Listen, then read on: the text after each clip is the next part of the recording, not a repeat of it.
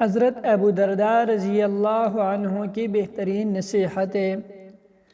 حضرت حسان بن عطیہ رحمہ اللہ کہتے ہیں کہ حضرت ابو درداء رضی اللہ عنہ فرمایا کرتے تھے، تم لوگ اس وقت تک خیر پر رہو گے جب تک کہ تم اپنے بھلے لوگوں سے محبت کرتے رہو گے اور تم میں حق بات کی جائے اور تم اسے پہنچاتے رہو گے، کیونکہ حق بات کو پہنچانے والا حق پر عمل کرنے والی کی طرح شمار ہوتا ہے۔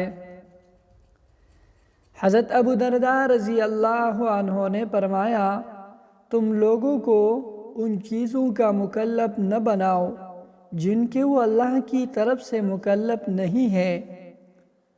لوگوں کا رب تو ان کا محاسبہ نہ کرے اور تم ان کا محاسبہ کرو، یہ ٹھیک نہیں۔